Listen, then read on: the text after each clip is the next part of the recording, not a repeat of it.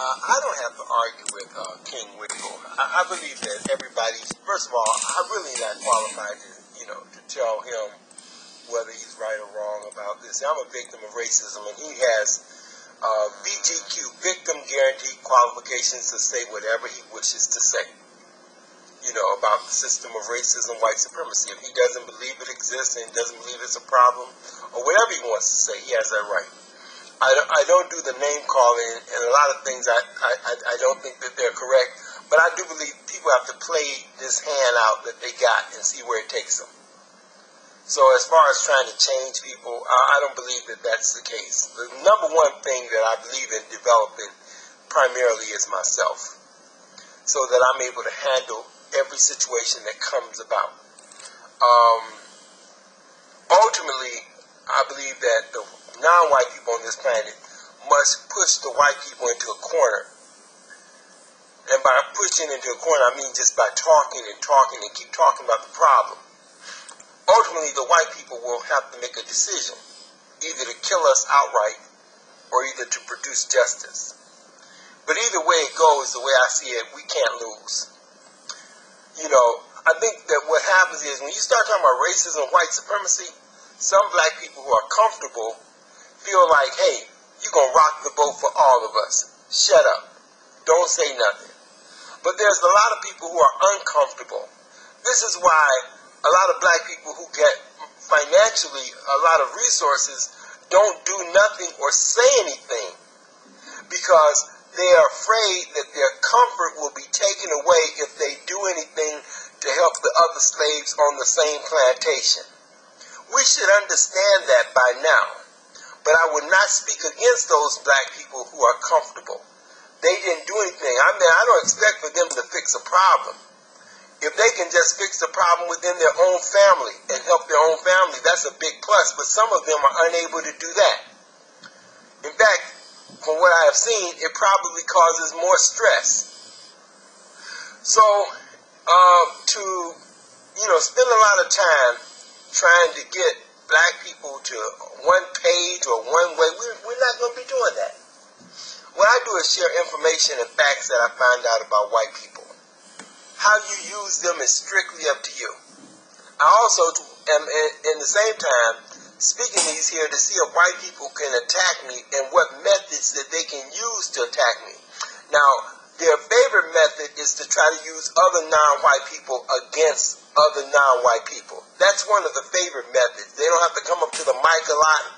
They can agitate. And then sometimes we just fall into the mode of attacking each other, which plays into what they want us to do in the first place. But I don't have to attack Wiggles.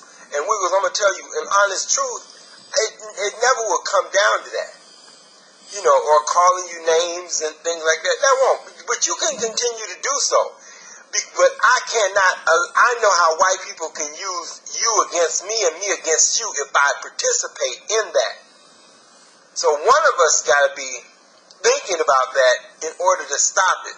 And so the unity that you say black people need on one note cannot be attained if you take the posture where you're calling black women bitches and hoes, and then you are also attacking other people. That creates the air of distrust, and it creates an air by which it's very difficult for us to work with each other. It don't take much for us to snap apart. We go to a black person, and if they got a business, if one time they do something wrong, we don't return. But we will return back to a white person and give them time over and over again, give them a second chance. But we don't give each other second chances. That's real rare. So I applaud what black man in America has done. And I hope you continue to be blessed to do a lot more, with your resources and what you've done. To whom much is given, much is expected. So thank you for what you're trying to do to help resolve a problem.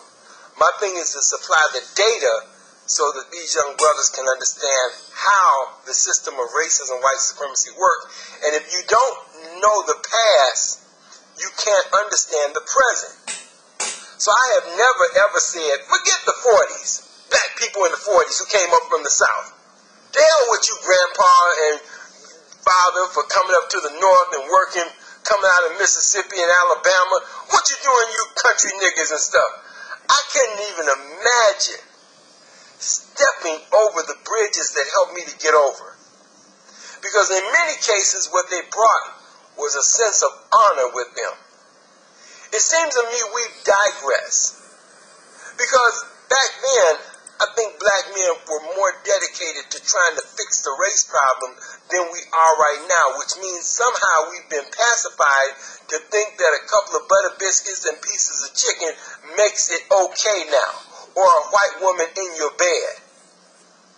Now all of a sudden racism is over with because you now have access to a white woman. I would just say that everything is questionable. When you really study us up close, you can find out where the problem might be. But always remember, if you really want to change the problem, you don't start by trying to change other people. You start primarily with yourself. White people are devils. They cannot change. But how I respond to the situation most definitely is within my ability to have immediate power. And those are the choices that we do make. Now that doesn't mean white people are not devils. Because some of you like to say, well, you let them off the hook for the purpose of, because you're trying to love everybody, because I believe you don't really love yourself. I really don't. Because anybody that can call a black woman a bitch, to me, has very little respect for their own mother, their sister, their aunt, their grandmothers, or anybody else. So I just back away. Leave that kind of person alone. Because that person may not be mentally stable in the long haul. The damage may have been done so severely that you can't change that. And the only thing you could do by speaking on racism or anything is agitate people. And when I speak on racism, it's not you I'm trying to agitate. See, the white people keep hiding behind you. They don't come up to the mic and challenge me or say nothing. They know they can use you. So I can't allow that. So I placed you on ignore in order to maintain that white people, you and I will not be in conflict in this room. You minimize conflict by minimizing contact. But you're free to comment on anything you think you must comment on, whatever I say. But I just want to let you know that I know how white people can use us both against each other. That's how they destroyed Malcolm X and the Nation of Islam went back then. They use one against the other. Whenever two people are fighting, black people are fighting, they use one against the other. They use Booker T, against W.E.B. Du Bois. They use one person against another, and this is how their system works. It maintains itself off of the confusion that they cause among us. So I'm duty-bound to try to eliminate the confusion. Peace and blessings to everybody with the exception of white people who are by nature devils.